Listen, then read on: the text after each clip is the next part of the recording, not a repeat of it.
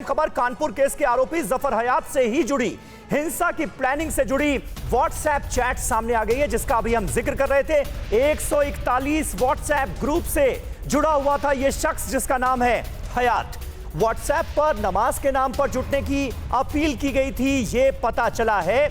और WhatsApp chat में police को तमाम ऐसी चीजें हाथ लगी हैं जिन्हें पुलिस संदिग्ध मानकर जांच को आगे बढ़ा रही है।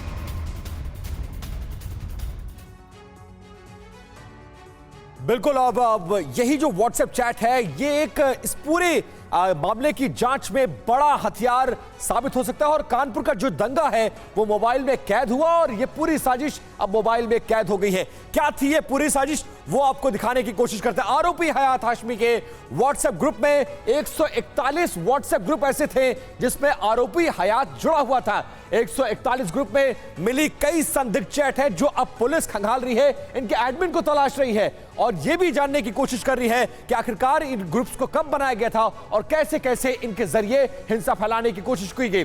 3 जून को 14 ग्रुप सबसे ज्यादा एक्टिव थे, यानी 141 ग्रुप में 14 ग्रुप सबसे ज्यादा एक्टिव थे जिनके जरिए कम्युनिकेशन किया जा रहा था।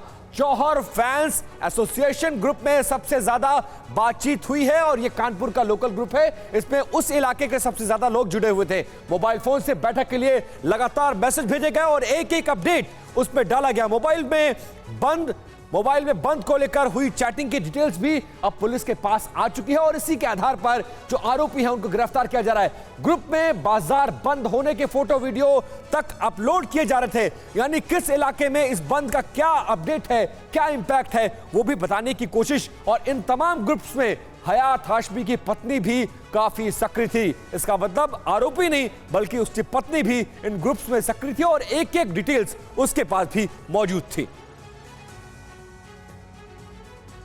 और कुमार कुंदन हमारे साथ लगातार कानपुर से जुड़े हुए हैं। कुमार, 38 से ज्यादा आरोपी गिरफ्तार हो चुके हैं, 141 से ज्यादा ग्रुप्स, 6 मोबाइल और पुलिस इन्हीं तमाम तथ्यों के साथ, इन्हीं तमाम सबूतों के साथ आगे पहुंच रही है। अब तक जांच कहां पहुंची है और सबसे बड़ी बात जो है इस पूरे मामले का पीएफआई कनेक्शन भी जोड़ा जा रहा है। क्या यह कनेक्शन अब तक एस्टैब्लिश हो पाया है अब तक की इन्वेस्टिगेशन में?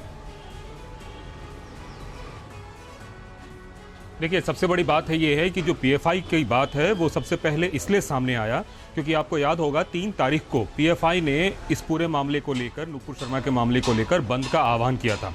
और पुलिस को, कानपुर पुलिस को ऐसी जो जानकारी मिली उसके हिसाब से मणिपुर और वेस्ट बंगाल में इसके कॉल का सबसे ज़्यादा असर देखा गया था। और जो हयात है उसने भी इसी 3 तारीख को कॉल की घोषणा की थी। जब कानपुर पुलिस के कमिश्नर ने उसको इस बात के लिए मना किया, उन्होंने कहा कि चूंकि उस दिन प्रेसिडेंट और प्राइम मिनिस्टर का रूट है इसलिए आप इसको किसी और दिन कर लीजिए अगर आप कुछ करना चाहते हैं तो। तो बाकायदा उसने कहा कि ठीक है, हम 5 तारीख को ये कॉल करेंगे। और उसके बाद पुलिस को एक तरह से दिग्भ्रमित करने का काम किया गया। पुलिस को यह बताया गया कि हम कोई स्ट्राइक नहीं करने जा रहे हैं, हम स्ट्राइक 5 तारीख को करेंगे। लेकिन इस दौरान जो है व्हाट्सएप के जरिए, ईमेल के जरिए, इंस्टाग्राम के जरिए और फेसबुक के जरिए इनकी तैयारी बदस्तूर जारी रही। और वो तैयारी इतनी ज़बरदस्त थी कि हज़ारों की तादाद में ये लोग जुटे और चंदेश्वर हाता को इन्होंने एक तरीके से निशाना बनाया।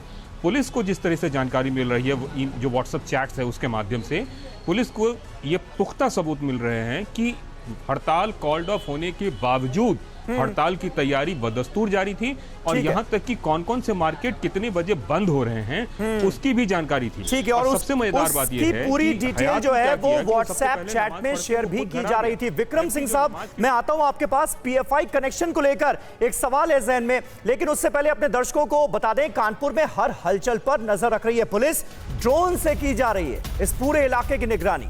इलाके में ऊंची इमारतों की जांच होगी यह भी तय किया गया है। तो कई अहम जानकारियां अभी हासिल होनी है, जांच जारी है।